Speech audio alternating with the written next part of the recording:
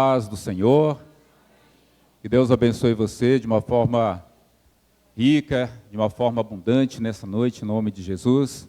Boa noite para você também que nos visita, que sobre a sua vida também esteja a bênção do Senhor e que você seja bem-vindo em nosso meio, em nome do Senhor Jesus. Amém, queridos?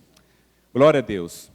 Meus irmãos, eu quero convidá-los já, nós vamos abrir as nossas Bíblias no livro de Hebreus, do capítulo 11, onde faremos a leitura do versículo 29 e 30,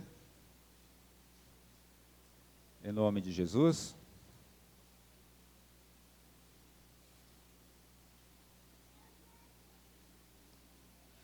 Para darmos então continuidade à ministração dessa série, intitulada Os Heróis da Fé, baseada no capítulo 11 do livro de Hebreus. Farei a leitura de todos os textos hoje na ARA. Então nós vamos fazer a leitura dos versículos 29 e 30 do capítulo 11, que diz o seguinte: Pela fé, atravessaram o Mar Vermelho como por terra seca, tentando-os os egípcios, foram tragados de todos. Pela fé, ruíram as muralhas de Jericó, depois de rodeadas por 7 dias. E o 31. Pela fé, Raabe, a meretriz, não foi destruída com os desobedientes, porque acolheu com paz aos espias. Oremos mais uma vez. Senhor, nós queremos te agradecer por essa oportunidade. Ó Deus, nós pedimos a tua bênção sobre as nossas vidas, que o Senhor nos ajude, Pai querido, na compreensão da tua palavra. Ó Deus, através dos exemplos inspiradores de fé, desses heróis, ó Deus, que o Senhor colocou no capítulo 11 deste livro, ó Deus, tão abençoado, para que a nossa vida fosse assim fortalecida e edificada na fé. Que no nome de Jesus, que o teu Espírito Santo nos ajude, ó Deus, na compreensão da tua palavra e da tua vontade nesta noite para as nossas vidas. No nome de Jesus, nós oramos ao Senhor e nós te agradecemos. Amém, Senhor. Graças a Deus. Pois bem, então, meus irmãos, como nós vimos aqui, na semana passada, o irmão Gabriel, ele falou sobre Moisés. E aí ele falando aí sobre Moisés, no versículo 28, 29, ele vai falar sobre a celebração da Páscoa, sobre como que o Senhor depois ele foi com Moisés na libertação do povo de Israel do Egito, para dar início àquela saga que iria levar o povo de Israel à terra prometida, futuramente a terra de Canaã, a terra que mandaria leite e mel. Mas depois que o autor de Hebreus, ele abordou aqui sobre Moisés, conforme nós vimos no domingo passado, ele entra agora no versículo 30 e no versículo 31, onde ele vai fazer menção agora a outros 2 fatos que vão envolver outros 2 personagens bíblicos, um homem e uma mulher, e que foram considerados pelo Senhor dignos de compor a galeria da fé do capítulo 11 aqui de Hebreus.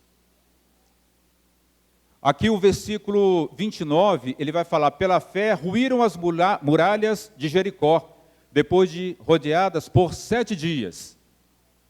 Então aqui esse versículo, o autor de Hebreus, ele está falando sobre Josué. Então Josué, ele será um dos personagens que nós vamos abordar essa noite. E no versículo 30 vai falar sobre Raabe, ou seja, pela fé, Raabe, a meretriz, não foi destruída com os desobedientes, porque acolheu com paz aos espias. Então nessa noite vamos falar sobre esses 2 personagens que fazem parte dos heróis inspiradores de fé aqui do capítulo 11, Josué e Raabe. Meus irmãos, é importante a gente entender algo também antes de adentrarmos nesses dois personagens, um ponto que é muito importante. A gente não deve simplesmente ler o capítulo 11 de Hebreus como se fosse uma reciclagem do nosso conhecimento bíblico acerca de personagens da Bíblia. A gente não pode fazer a leitura deste capítulo simplesmente com essa visão, uma visão tão rasa, uma visão tão superficial. Mas nós devemos ler e também recebermos as ministrações de Hebreus capítulo 11, em cada personagem de fé, em cada homem e mulher que tem sido colocado como exemplo inspirador da nossa fé, de forma que eles possam, meus irmãos, a vida deles, mexer com a nossa vida, impactar a nossa vida. Porque se nós ficarmos lendo a palavra de Deus, lendo de uma forma rasa, de uma forma superficial, mas sem esse desejo de extrair, de colocar em nossa vida, de pedir a Deus para que, naquilo que eles foram exemplos, nas situações que eles viveram, no exercício da fé que eles tiveram, nós precisamos pedir ao Senhor para que tenhamos uma fé também dessa forma. Para que nós tenhamos uma fé, meus irmãos, que gere na nossa vida, que gere em nosso viver, de fato, o mover de Deus. Então, o que eu quero falar para os irmãos é que a cada personagem que nós temos estudado, que nós temos lido, nós temos que pedir ao Senhor para que a fé que eles tiveram, que não somente inspire a nossa fé, mas que no nosso viver diário, nós também possamos viver, meus irmãos, situações de fé. Porque fé, meus irmãos, a verdadeira fé, é uma fé que a gente vive, que a gente experimenta,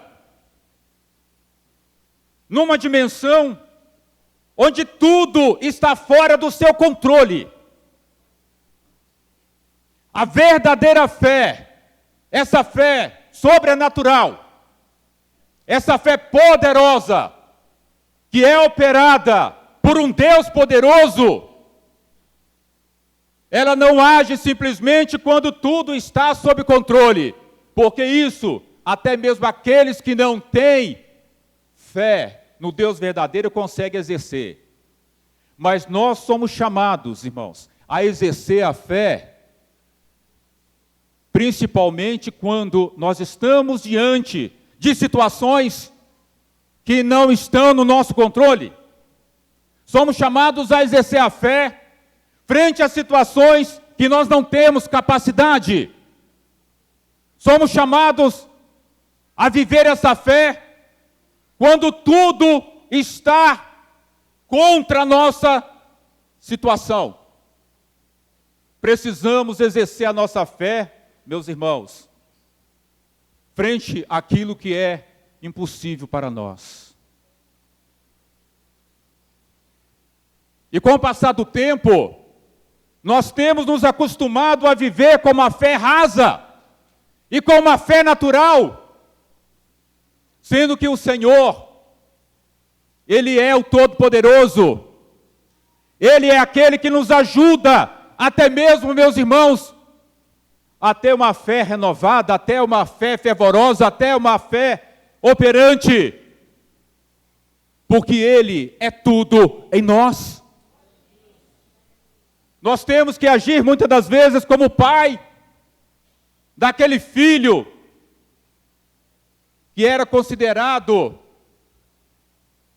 um doente, um epilético daqueles dias.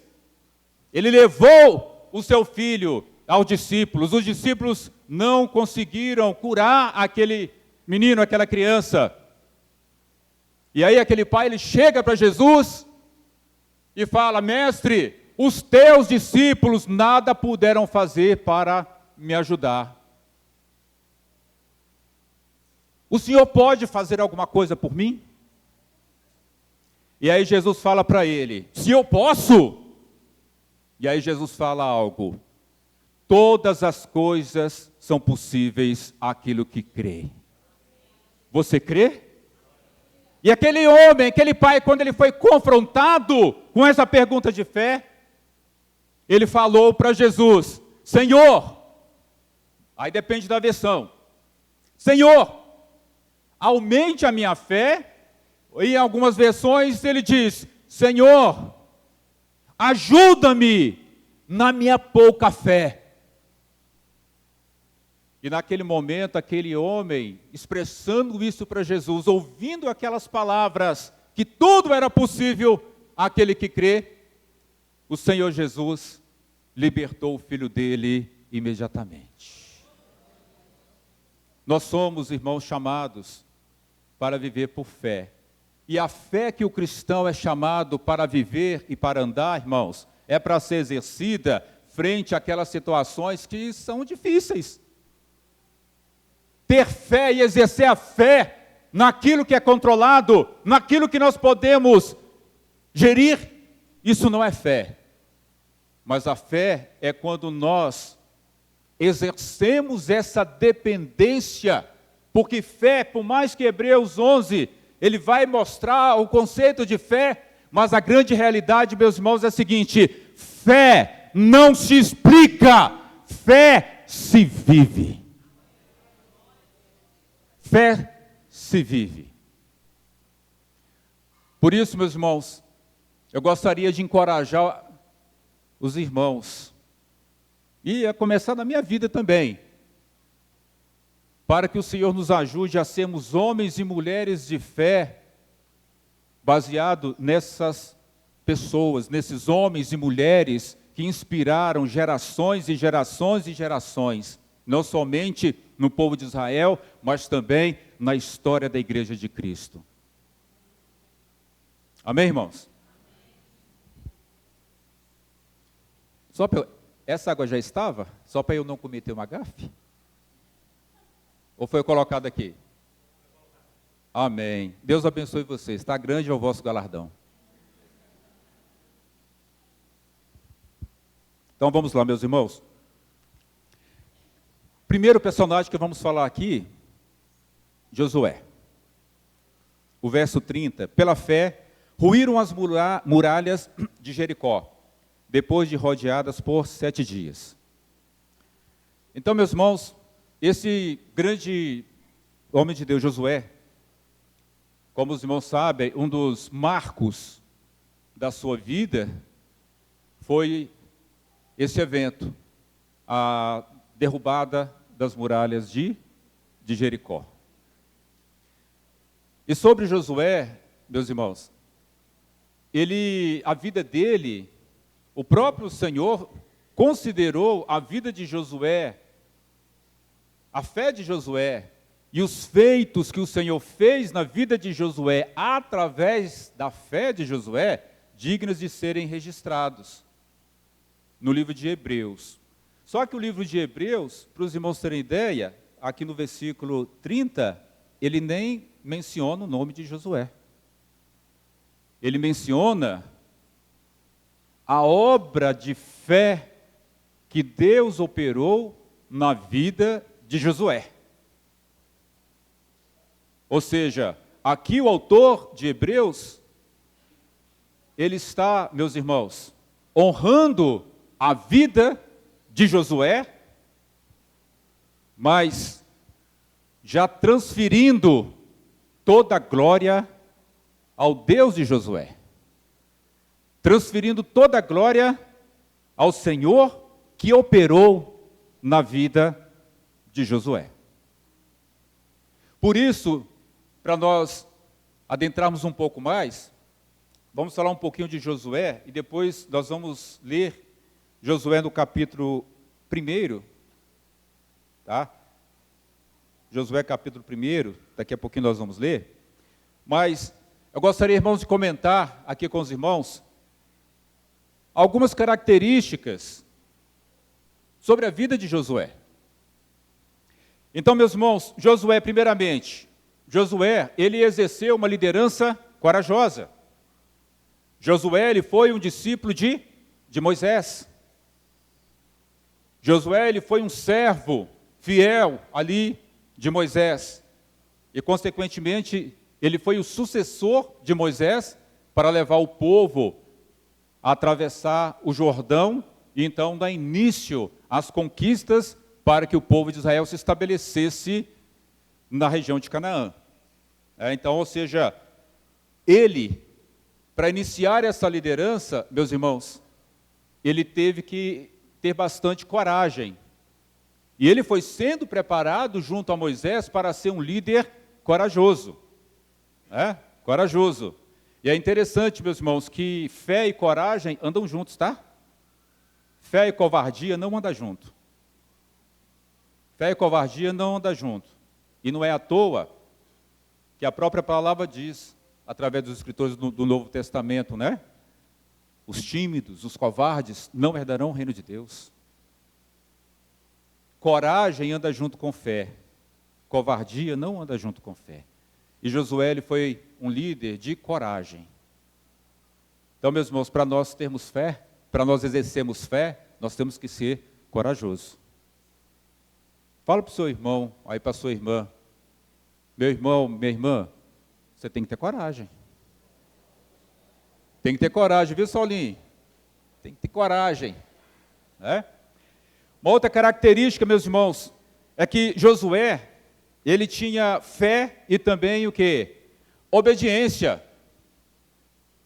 Esse é um outro ponto, meus irmãos. Fé também caminha junto com obediência. Desobediência, irmãos, e fé não andam juntos. Desobediência e fé não andam juntos. Mas a obediência e a fé caminham juntos. E Josué, ele foi um líder e um servo obediente ao Senhor. E essa obediência, quando ela é dirigida, irmãos, pela fé, ela nos leva a obedecer e a fazer aquilo que o Senhor, Ele está requerindo das nossas vidas, ainda que seja algo não usual, ainda que seja algo completamente fora da normalidade, como foi o exemplo de que o Senhor, Ele prometeu vitória a Josué em Jericó. No início, a cabeça de Josué pensava, nós vamos lutar, vai ter grandes e épicas batalhas, muitos vão morrer, muitos vão perder a vida. Mas aí vem a orientação para Josué. Josué, você irá vencer a cidade de Jericó. Você irá derrubar as muralhas de Jericó. Mas vocês vão ter que fazer o seguinte, vocês vão ter que, durante 6 dias, vocês vão rodear a cidade uma vez. E no 7º dia, vocês vão rodear a cidade 7 vezes e vocês vão gritar. Vocês vão gritar. Ali o texto não fala que grito era, mas o fato que era um grito. Mas era um grito de quê? De coragem e um grito de fé. Josué, meus irmãos, já nas suas primeiras empreitadas como líder do povo, ele pensou, derrubar as muralhas de Jericó no grito. Nós vamos ganhar no grito. Mas ele creu. Ele creu e ele tinha fé.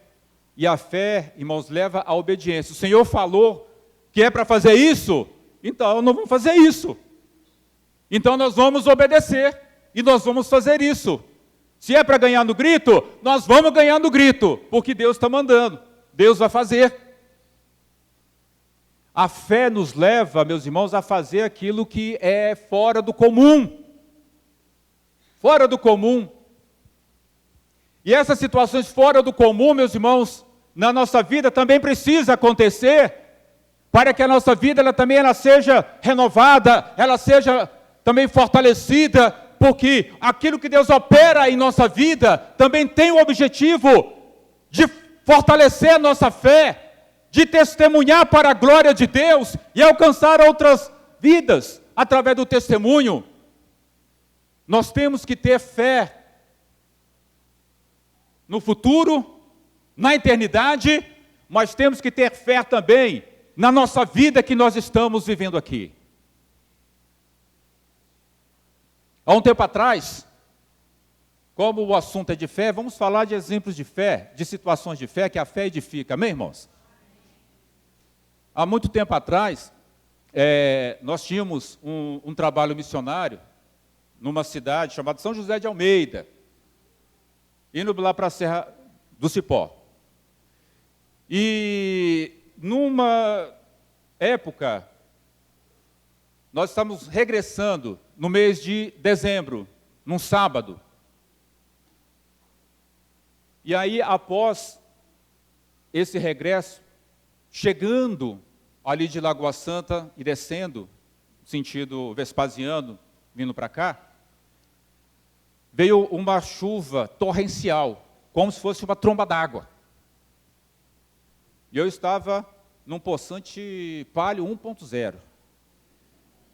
Né?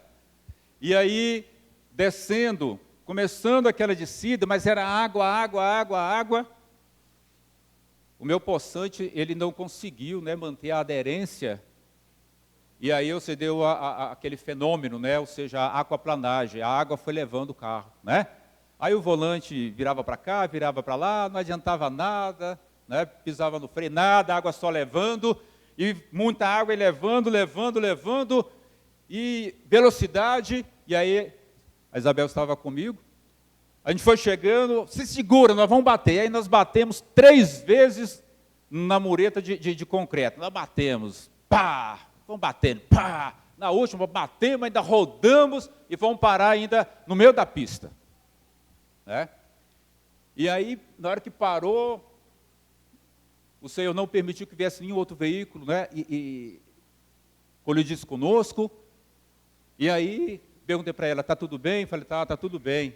Aí ela falou, você não vai descer para ver o estrago no carro, não? Eu falei, não, vamos embora. O Senhor nos deu o livramento aqui, vamos embora.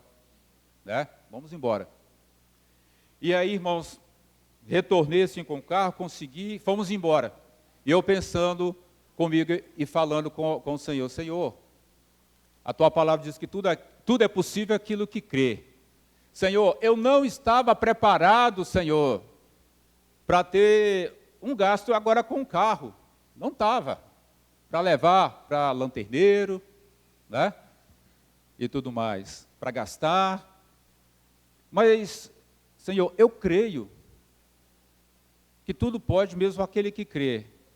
Senhor, eu creio que o Senhor pode mandar um anjo lanterneiro e lanternar o meu carro enquanto eu estou andando. Eu creio. Aí quando nós chegamos na igreja, para deixar algumas coisas que a gente tinha levado, aí a Isabel desceu e falou, você não vai descer para olhar não? Eu falei, não, vamos chegar em casa. Principal livramento Deus deu, né? Que é a nossa integridade. Aí eu falei, não, desce aí. Aí ela desceu, aí ela olhou assim para o carro, desce aqui para ver. Eu falei, o que foi? Desce. Aí eu desci e olhei, irmãos, a lateral do carro, tudo perfeito. Tudo perfeito. Só faltou a calota da roda que ficou para sinal para o senhor falar, ó, só não dei a calota para você ver que eu ouvi a sua oração de fé e mandei o meu anjo, ele lanternou o seu carro. Amém, irmãos?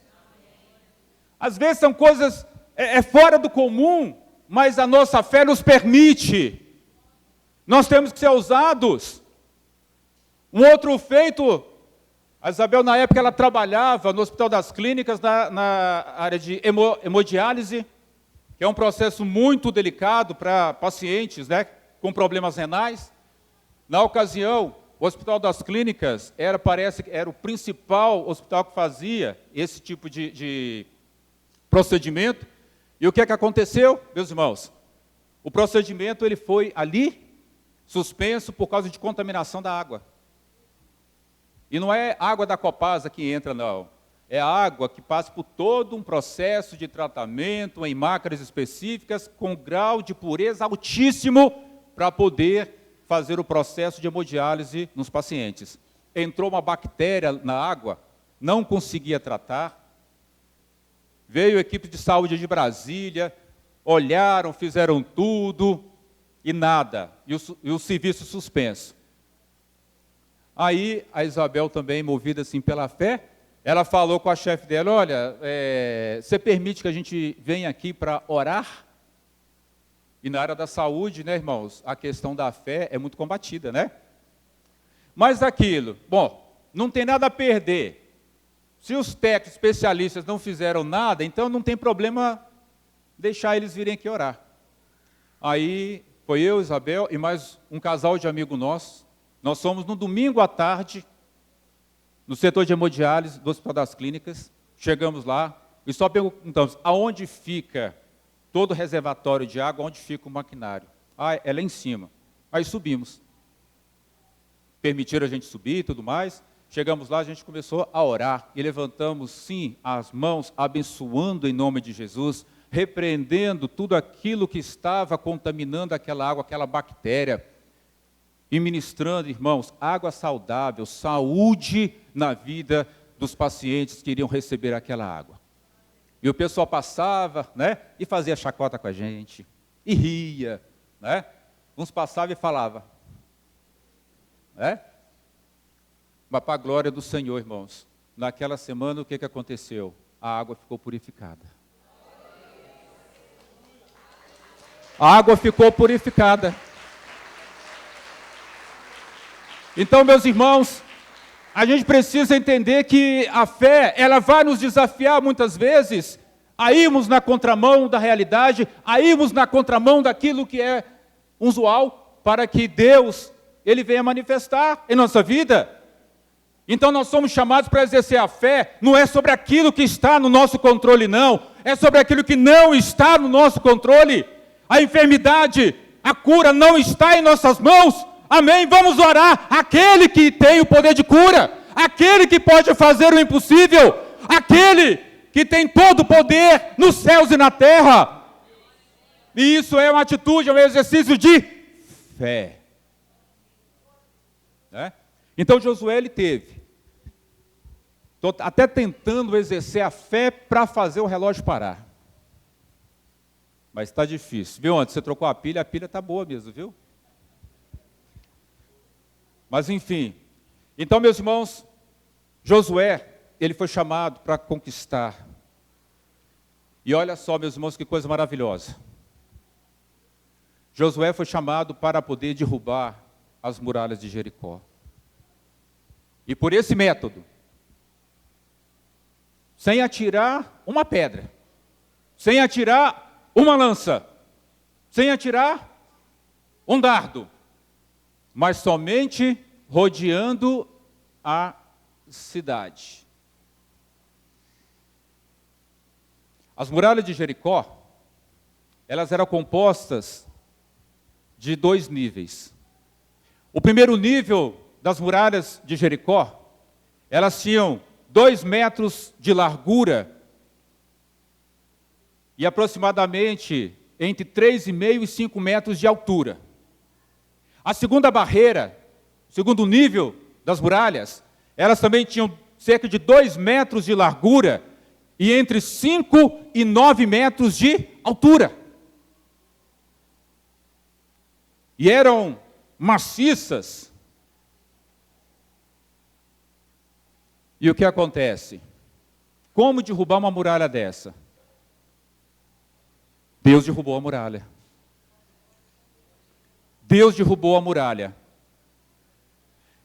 Irmãos, e é tão maravilhoso que existem os estudos arqueológicos, eles identificaram duas características nos escombros, quando conseguiram chegar às muralhas de Jericó, que foram soterradas com a ação do tempo, né, e tudo mais. Primeiro fato, meus irmãos, primeiro fato, eles identificaram que as muralhas de Jericó, as ruínas das muralhas de Jericó, aconteceu um fenômeno. Elas foram derrubadas e derrubadas para frente. E normalmente, na antiguidade, as fortalezas, quando os inimigos conseguiam derrubar as muralhas elas caíam para trás. Mas as muralhas de Jericó, elas caíram para frente, porque quando se cai para frente, facilita o acesso do exército que está avançando, entrar com facilidade naquele local. E as muralhas de Jericó, segundo a arqueologia, elas foram derrubadas para frente. Isso está em harmonia com aquilo que Deus ele falou para Josué. Josué, e cada um subirá a muralha que estiver na sua frente e entrará na cidade e saqueará a cidade. E o segundo ponto, a arqueologia fala que nesses escombros foi encontrado também muitas cinzas, o que comprova também as palavras de Josué, que depois que Jericó fosse vencida e destruída, a cidade seria queimada para que ninguém jamais a edificasse. E encontraram também todas as cinzas da cidade que foi queimada, conforme também está lá no livro de Josué. Então, meus irmãos, que coisa maravilhosa, né? As muralhas de Jericó poderiam ser derrubadas somente de uma forma, por uma técnica da mineração antiga. Ou seja, o exército inimigo teria que cavar túneis, ou embaixo ou mais à frente das muralhas, túneis, e à medida que forem cavando, iriam então colocar madeira sustentando para que o túnel não caísse, e quando fosse iniciar a guerra, era colocado fogo nos túneis, o fogo queimaria as madeiras, e então com o peso a muralha ela cairia para frente. Era uma técnica da mineração antiga para poder derrubar muralhas. Ou então, usar o chamado ariete, que é aquela máquina de guerra que em filmes nós vimos com a cabeça muitas vezes de um bode, porque foi inspirado no bode, né? Porque o bode, ele tem muita força na cabeça e ele dá cabeçada para poder derrubar. Ele dá cabeçada para poder vencer o oponente no acasalamento, né? Vence o bode que tem a cabeça mais dura, na verdade, né? Então, ou seja, usar o ariete era a forma também de fazer com que as muralhas caíssem para frente por causa da concentração de força que era aplicada nas muralhas, e elas caíam então para frente. Mas nesse caso, não precisou cavar buraco, não precisou colocar uma máquina de guerra. Por quê? Porque o Senhor dos exércitos, o Senhor da guerra, ele estava lá. Josué, o que eu quero de você é obediência. Josué, na hora que eu ver vocês gritando, não sabemos o grito, mas tipo, vai cair. Josué, eu só vou fazer isso para você, ó, toque. E a muralha caiu. Replay, meus irmãos, replay. Deus olhou para Josué e falou: Josué, eu vou ouvir o grito, que vai ser o sinal da obediência e da fé de vocês, e eu vou derrubar para vocês, só toque. E aquela grande muralha, meus irmãos, ela caiu. Isso é fruto de fé, meus irmãos. E Josué nos ensina isso. Nós temos que ter fé. Amém? Temos que ter fé. Então, rapidamente, meus irmãos, Josué, aqui o versículo do 6 ao 9, nós vamos ver aqui 3 aspectos, rapidamente, acerca da fé de Josué.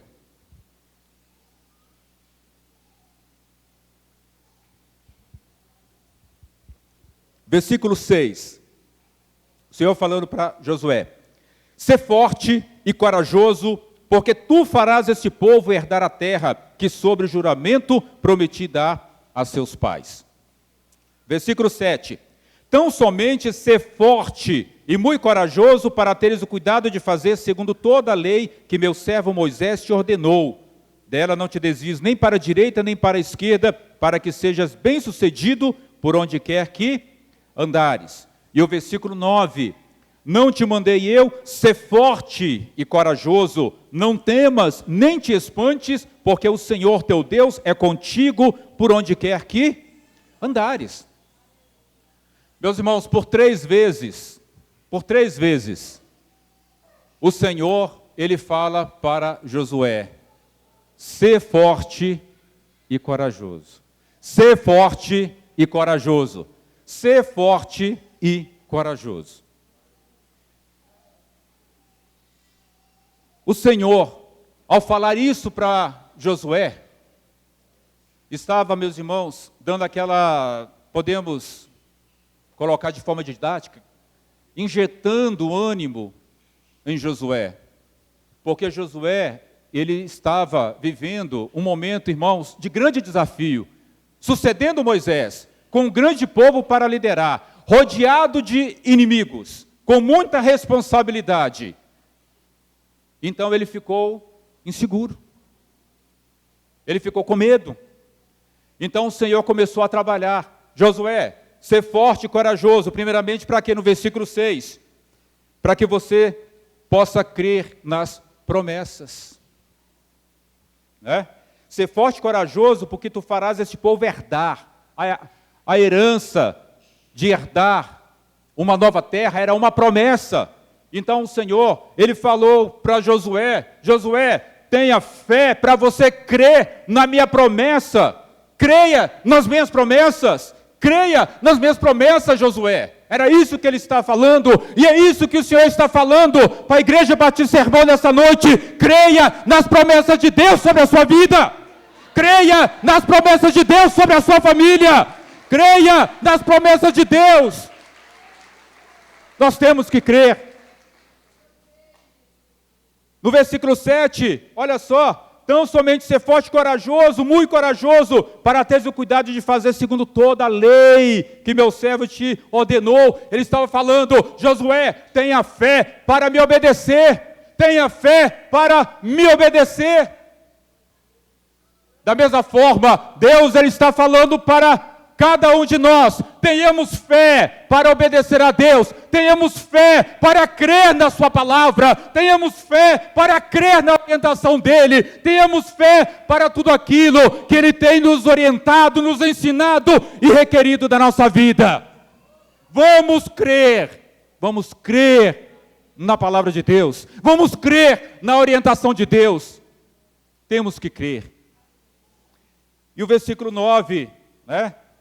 Não te mandei eu ser forte e corajoso, não temas nem te espantes, porque o Senhor teu Deus é contigo, por onde quer que andares. Ou seja, Josué, tenha fé para você vencer o medo.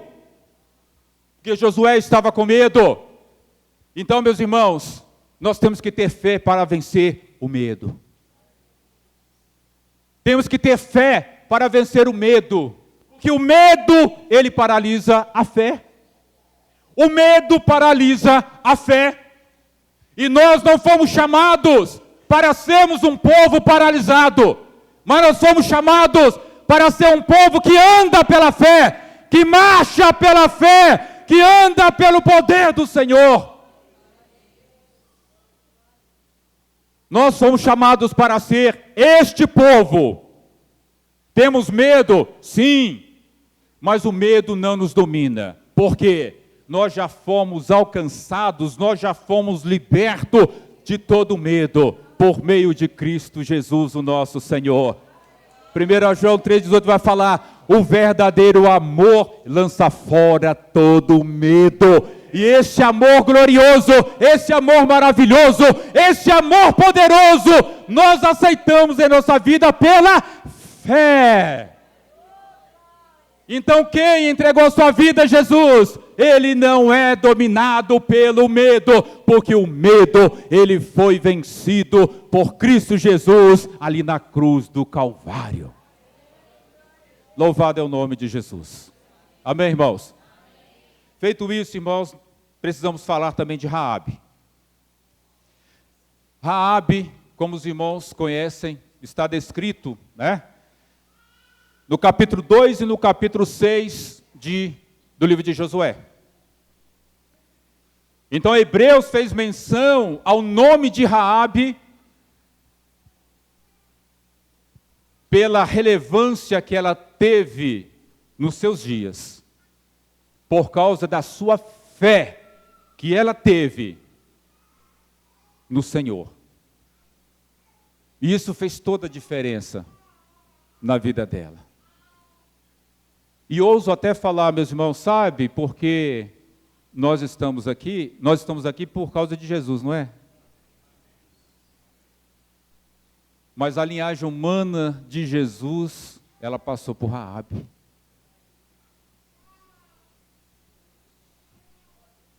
A linhagem humana de Jesus passou por Raabe. E ela foi digna de fazer parte da galeria dos heróis e das heroínas da fé. Então, meus irmãos, os irmãos conhecem a história de Raabe. Então, Raabe, qual era a identidade de Raabe? Raabe era uma meretriz. Raabe era uma prostituta. Raabe era alguém discriminada. Raabe era alguém que, do ponto de vista social, ela vivia à margens também da sociedade, porque ela não tinha valor como cidadã lá da cidade, do reino de Jericó. Ela figurava como uma pessoa sem muita importância. Ela era uma prostituta. Mulher da vida, que ganhava a vida com o corpo, que era usada pelos homens. Essa era a identidade de Raabe. Mas ela se transformou em símbolo de fé, porque Josué enviou espias para verificar a situação da cidade de Jericó. E aí, aqueles homens estavam ali na muralha.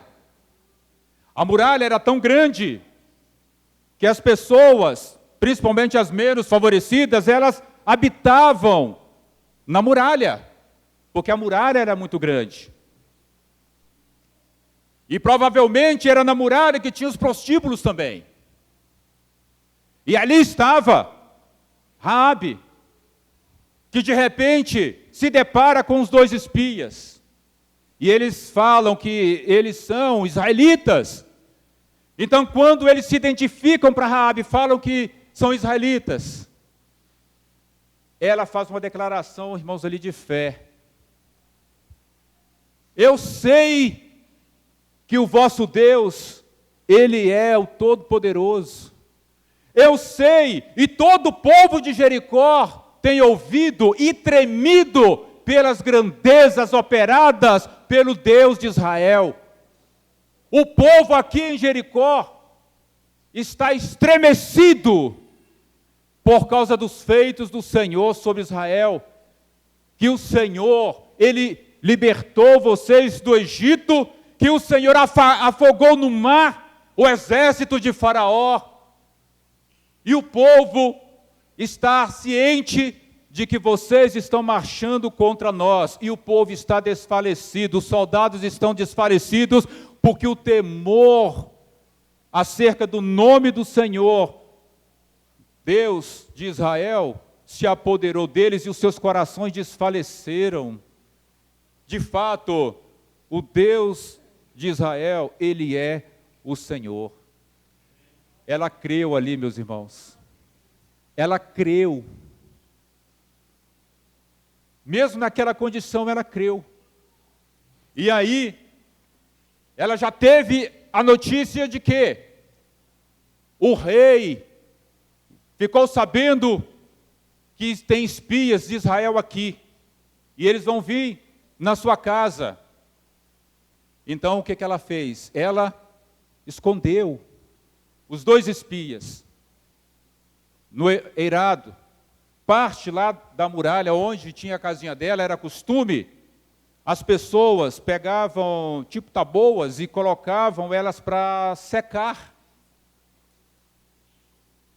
Ela juntou aquelas taboas, fez um monte e escondeu os 2 espias atrás.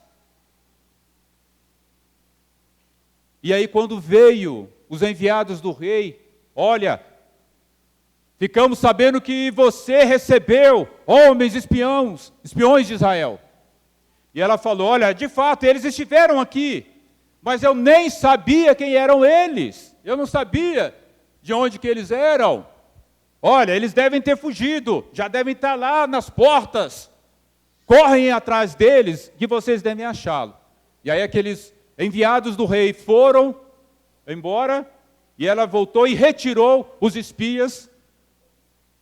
E ela falou para os espias o seguinte, olha, eu sei que vocês virão para poder conquistar a cidade. Mas eu peço então uma coisa, assim como eu usei de misericórdia para com vocês, e escondi vocês aqui, eu peço a vocês que também façam comigo da mesma forma. Guardem a minha vida, a vida do meu pai, da minha mãe, dos meus irmãos e das minhas irmãs. E os espias falaram, ok, nós faremos isso, mas tem uma coisa, que se você não fizer, nós ficaremos desobrigados a preservar em vida e a salvar a sua família. Você terá que atar aí a janela aí da sua casa um cordão de escarlate, que para nós será então o quê? O símbolo. E todo o exército de Israel não irá tocar em vocês. E nós iremos então preservar a sua vida e a da sua família. Mas se não tiver o cordão de escarlate sobre a sua janela, nós estamos desobrigados deste compromisso. E ela falou, assim seja, eu colocarei o cordão de escarlate. E aí, o que acontece? Depois que Deus derruba as muralhas de Jericó, novamente, o que Deus fez? Toc! Derrubou as muralhas de Jericó. O exército de Israel entrou, começou a colocar fogo em tudo, começou a matar tudo, todos, mas foram lá e viram o cordão de escarlate, aquele cordão vermelho. Nenhum soldado entrou lá para poder matar Raabe e nem a sua família. Mas eles foram lá, pegaram Raabe e toda a sua família e levaram para fora de Jericó, para o arraial de Israel, e deixaram eles em segurança, e Jericó foi colocado em ruínas, em fogo. Mas o que Raabe ela tem a nos ensinar? Muita coisa. Primeiro, meus irmãos, que para ter fé, primeiro nós precisamos crer que existe um Deus todo-poderoso. De uma forma normal ou mítica, o ser humano, ele tem fé. Tem fé em bicho, tem fé em inseto, tem fé em pedra, tem fé em árvore, tem fé em tudo. Ele tem fé. Mas é importante, para nós crermos, canalizar, meus irmãos, o nosso entendimento e a nossa convicção de que existe um Deus poderoso, Criador de todas as coisas, e a nossa fé precisa ser, então, baseada nele, canalizada para ele, para ser operada por ele. E ela fez isso ao declarar, o Deus de Israel é o verdadeiro Deus. Ela creu. E ali, meus irmãos, nós vemos a questão, o cordão de escarlate.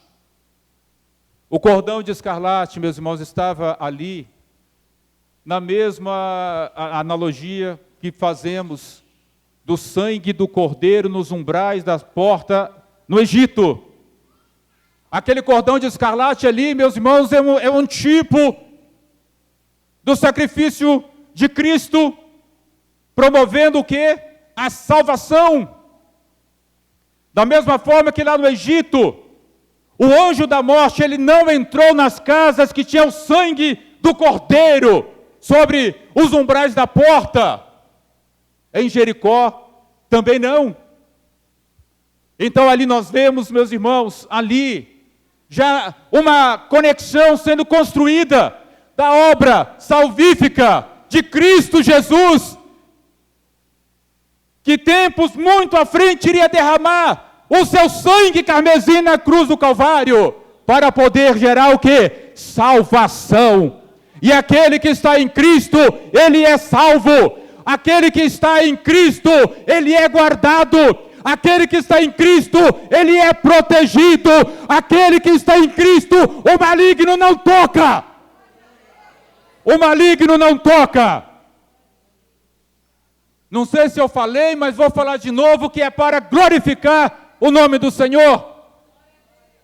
Há muito tempo atrás, quando eu era jovem, estávamos na igreja, num sábado à noite, na reunião de jovens, estávamos ali orando, moças e rapazes orando, clamando a Deus, num sábado à noite. De repente entra um casal, uma moça e um rapaz, eles entram, ninguém os conhecia, e a moça meio que chorosa, e aí convidamos eles: podemos orar por vocês?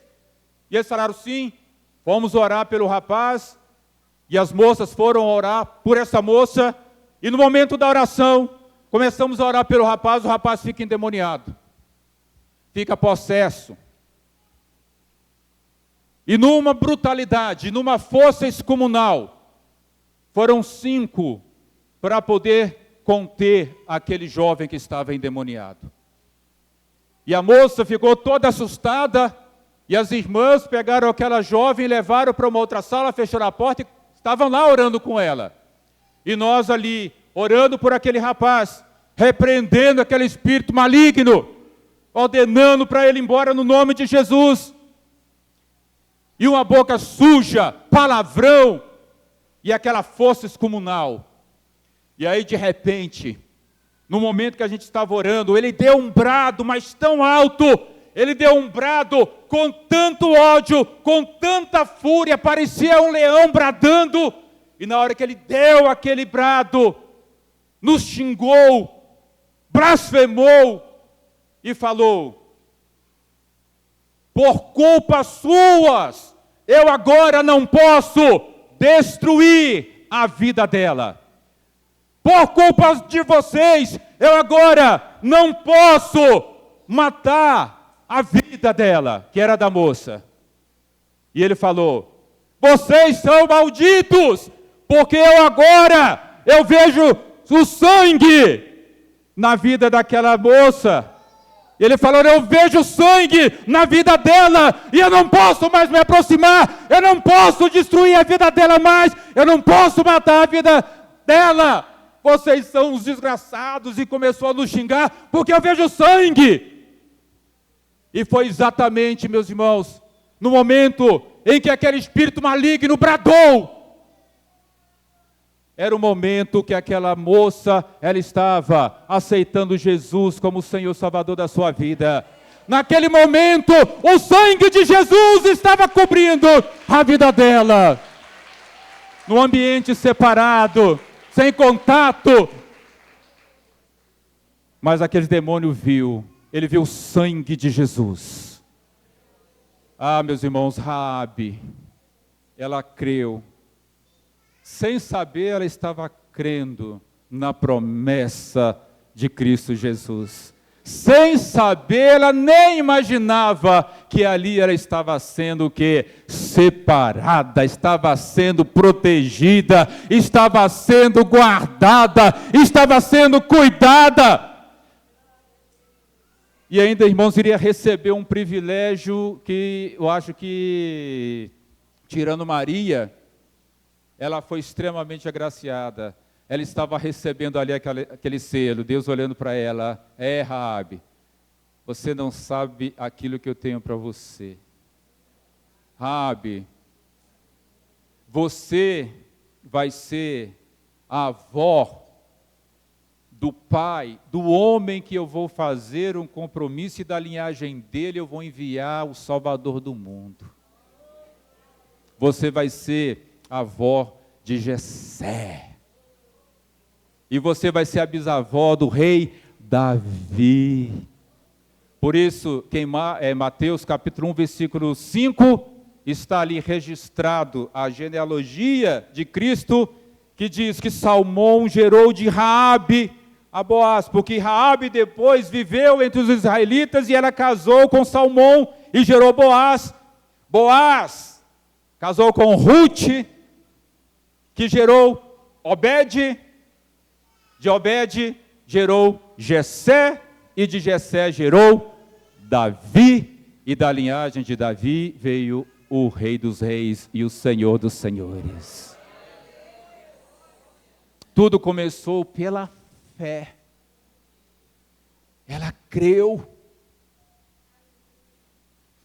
Então, meus irmãos, isso é maravilhoso, porque a fé, ela gera ação, a fé, ela conduz à salvação, e a fé, ela gera transformação.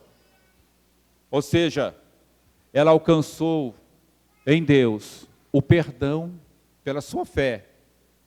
Deus mudou, irmãos, e transformou a vida dela. De uma prostituta, ela se transformou numa mulher que casou com um homem abençoado para fazer parte da linhagem do Senhor Jesus. Por isso, meus irmãos, por pior que seja o pecador, por pior que seja as obras de pecado que as pessoas fazem, o sangue de Jesus é poderoso para lavar todo o pecado. O sangue de Jesus é poderoso para poder transformar a vida do mais vil pecador. E isso, irmãos, é maravilhoso. Deus é maravilhoso. Deus pega, meus irmãos, aquilo que não tem valor e transforma em algo precioso. Que coisa maravilhosa, né? Que coisa maravilhosa, meus irmãos. Mas isso passou pela fé. E a fé, ela leva a termos ações e atitudes, assim como Raabe teve. Você tem tido atitudes de fé na sua vida? Você tem vivido fé na sua vida? Precisamos, irmãos, buscar a nossa fé e viver a nossa fé na dimensão que nós estamos aqui. Temos fé na eternidade, mas temos fé em toda a obra que Deus ele tem para fazer enquanto estamos com os pés aqui nessa terra, por Ele, para Ele e para a glória dEle. Nós precisamos, irmãos, viver por fé. Amém? Então, meus irmãos, aplicação. Por mais inspirador que seja o exemplo desses heróis da fé, se não tivermos atitude para colocar em prática a nossa fé, não iremos desfrutar de tudo que ela pode nos proporcionar.